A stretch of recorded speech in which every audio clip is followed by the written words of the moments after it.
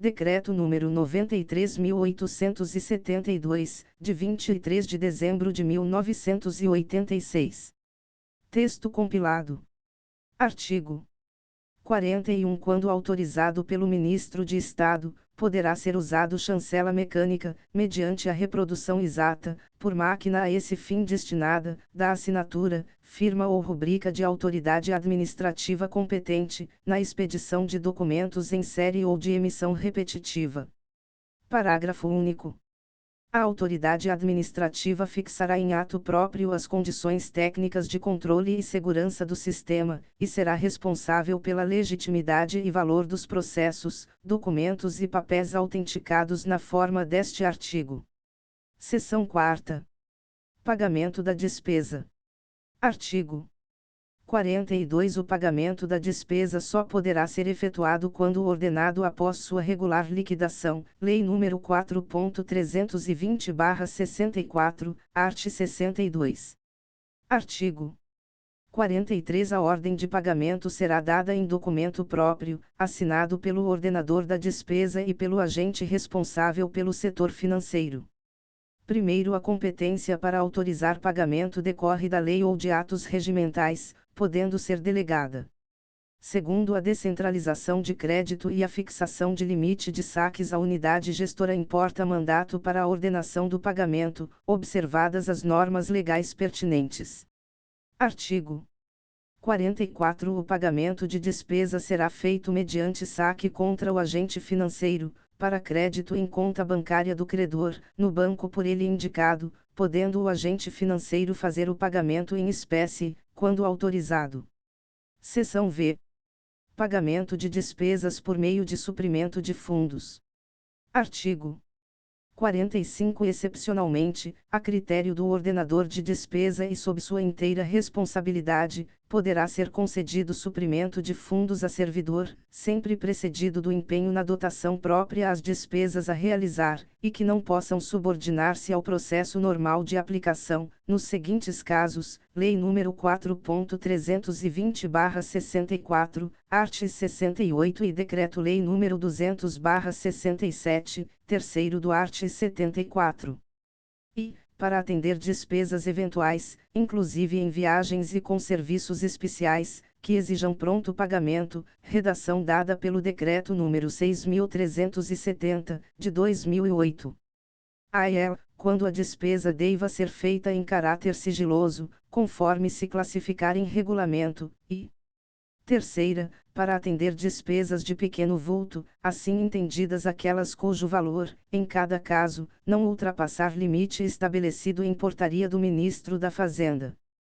Primeiro, o suprimento de fundos será contabilizado e incluído nas contas do ordenador como despesa realizada. As restituições, por falta de aplicação, parcial ou total, ou aplicação indevida, constituirão anulação de despesa, ou receita orçamentária, se recolhidas após o encerramento do exercício. Segundo, o servidor que receber suprimento de fundos, na forma deste artigo, é obrigado a prestar contas de sua aplicação, procedendo-se, automaticamente, à tomada de contas se não o fizer no prazo assinalado pelo ordenador da despesa, sem prejuízo das providências administrativas para a apuração das responsabilidades e imposição das penalidades cabíveis. Decreto-Lei nº 200/67, parágrafo único do art. 81 e terceiro do art. 80. Terceiro, não se concederá suprimento de fundos. A responsável por dois suprimentos. B. A servidor que tenha a seu cargo e guarda ou a utilização do material a adquirir, salvo quando não houver na repartição outro servidor. C. A responsável por suprimento de fundos que, esgotado o prazo, não tenha prestado contas de sua aplicação, e D. A servidor declarado em alcance. Quarto, os valores limites para concessão de suprimento de fundos, bem como o limite máximo para despesas de pequeno vulto de que trata este artigo, serão fixados em portaria do Ministro de Estado da Fazenda. Incluído pelo Decreto nº 1672, de 1995. Quinto, as despesas com suprimento de fundos serão efetivadas por meio do cartão de pagamento do Governo Federal, CPGF. incluído pelo Decreto número 6.370, de 2008. Sexto, é vedada a utilização do CPGF na modalidade de saque, exceto no tocante às despesas, incluído pelo Decreto número 6.370, de 2008. E, de que trata o artigo 47, e, incluído pelo Decreto número 6.370, de 2008. Segunda, decorrentes de situações específicas do órgão ou entidade, nos termos do autorizado em portaria pelo Ministro de Estado competente e nunca superior a 30% do total da despesa anual do órgão ou entidade efetuada com suprimento de fundos. Incluído pelo Decreto número 6.370, de 2008. Terceira, decorrentes de situações específicas da agência reguladora, nos termos do autorizado em portaria pelo seu dirigente máximo e nunca superior a 30% do total da despesa anual da agência efetuada com suprimento de fundos. Incluído pelo Decreto número 6.901, de 2009. Artigo 45-A. É vedada a abertura de conta bancária destinada à movimentação de suprimentos de fundos.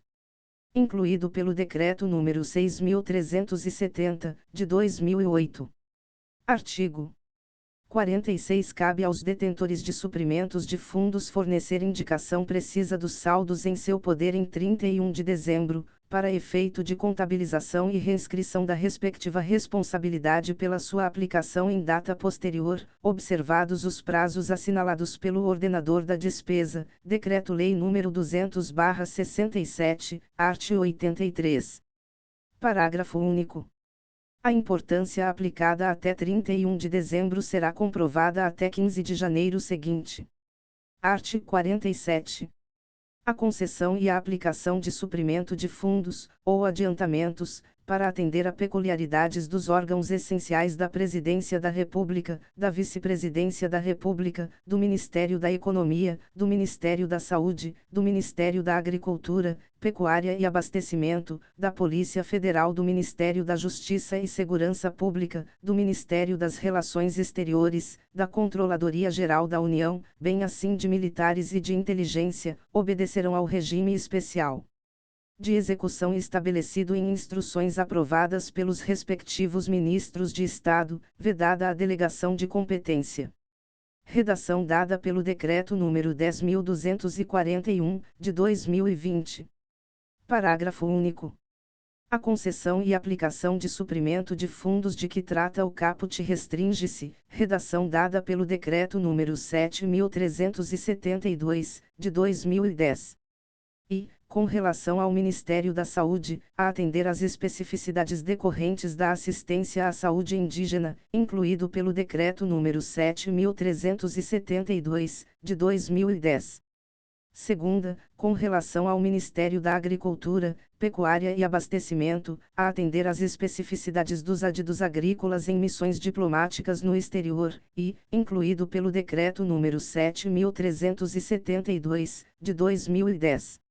Segunda, com relação ao Ministério da Agricultura, Pecuária e Abastecimento, a atender às especificidades dos adidos agrícolas em missões diplomáticas no exterior, redação dada pelo Decreto número 10.241, de 2020.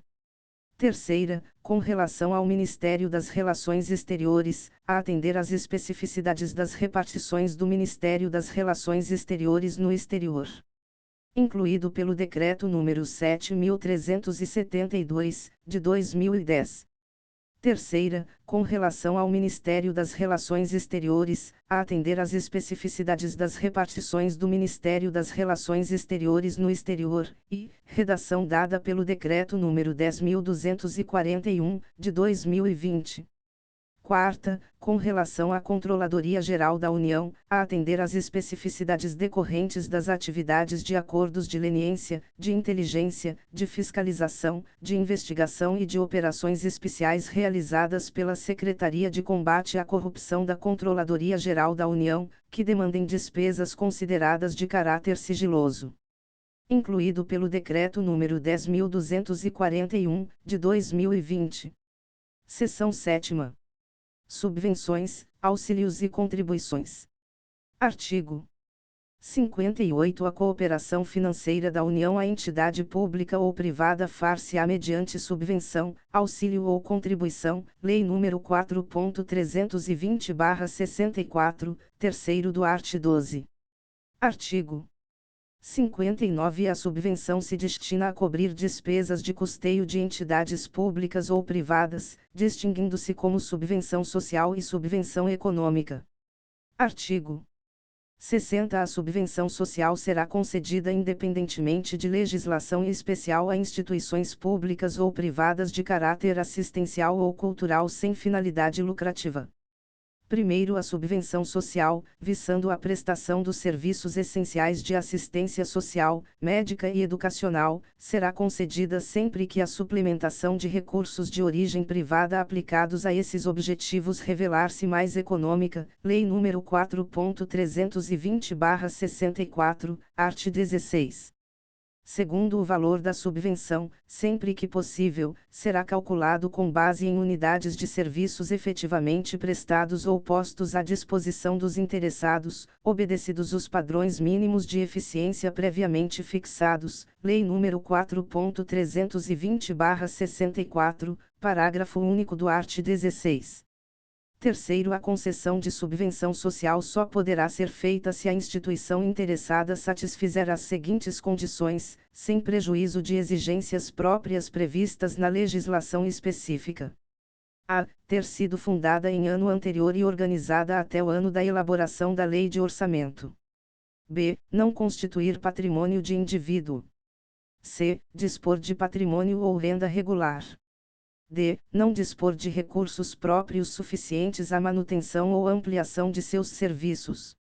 e. Ter feito prova de seu regular funcionamento e de regularidade de mandato de sua diretoria. f. Ter sido considerada em condições de funcionamento satisfatório pelo órgão competente de fiscalização. g. Ter prestado contas da aplicação de subvenção ou auxílio anteriormente recebido, e não ter a prestação de contas apresentado vício insanável. h. Não ter sofrido penalidade de suspensão de transferências da União, por determinação ministerial, em virtude de irregularidade verificada em exame de auditoria. Quarto, a subvenção social será paga através da rede bancária oficial, ficando a beneficiária obrigada a comprovar no ato do recebimento, a condição estabelecida na alínea C, do parágrafo anterior, mediante atestado firmado por autoridade pública do local onde sejam prestados os serviços. Quinto, as despesas bancárias correrão por conta da instituição beneficiada.